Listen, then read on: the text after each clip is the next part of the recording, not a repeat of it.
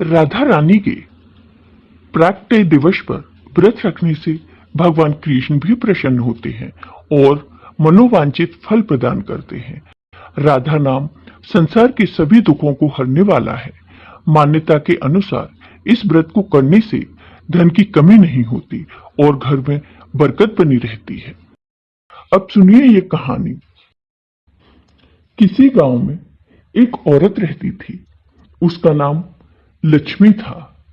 वैसे तो लक्ष्मी का जीवन बड़े अच्छे से चल रहा था, लेकिन लक्ष्मी को अभी तक कोई संतान नहीं थी। लक्ष्मी की शादी को 6 साल हो गए थे। एक बार की बात है, श्री राधा अष्टमी का उत्सव आया। गांव की सारी औरतें बरसाने जा रही थीं। उन औरतों ने कहा, लक्ष्मी तुम भी बरसाना चलो, राधा रानी बड़ी दयालु हैं, तुम्हारी गोद जरूर भरेंगी। वह कभी 7-8 दिन अपने घर से बाहर नहीं रही थी। उसके पति और सास ने भी उसे जाने की आज्ञा दे दी। बस उसने मन में ठान लिया कि राधा रानी मेरी गोद जरूर भरेंगी। जिस दिन उसे जाना था उसी दिन पैर में चोट लग गई। चला भी नहीं जा रहा था, फिर भी वह उन औरतों के संग यात्रा पर चल पड़ी। सारे रास्ते में राधा कृष्ण का जाप कीर्तन चलता रहा। इस प्रकार सभी स्त्रियों के साथ वह बरसाना पहुंच गई। सभी नहा धोकर राधा जी के मंदिर में जाने के लिए तैयार हुए।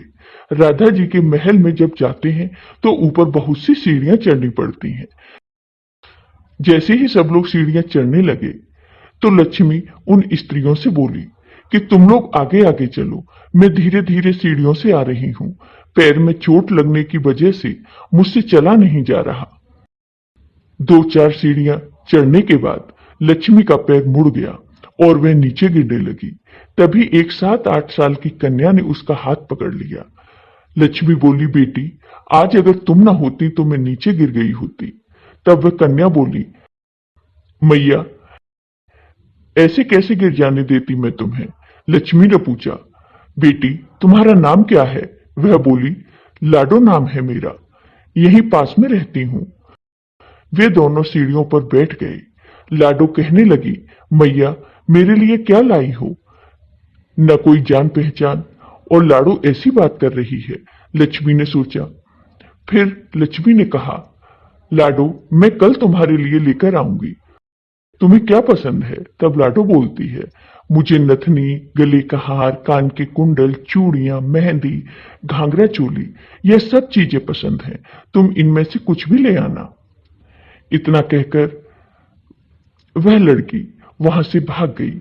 जैसे तैसे लक्ष्मी भी मंदिर में दर्शन करके घर लौट आई। आकर वह उस लड़की के बारे में सोचने लगी और बाजार से उसने गले का हार और चूड़ियां उसके लिए खरीद ली। अगले दिन वहीं पर वह फिर मिले। वह लाडो उसका इंतजार करते हुए मिली। चूड़ियां और गले का हार जैसे ही लक्ष्मी ने उसे दिया, वह बोली, बस इतनी सी ही चीजें लाई हो, और वह मुंह फुलाकर बैठ गई।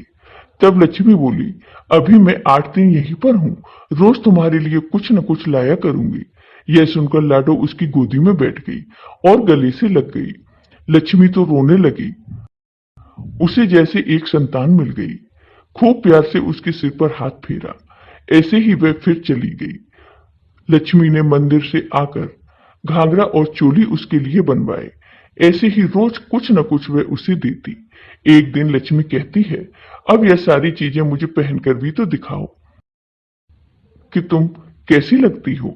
लाडो बोली, कल राधा अष्टमी है, कल पहनूंगी। इस बार लाडो के साथ एक लड़का भी था। उसे देखकर लक्ष्मी ने कहा, आज पता नहीं मेरे मन में क्या आया, मैंने एक धोती और मुकुट मोड़ भी लिया है।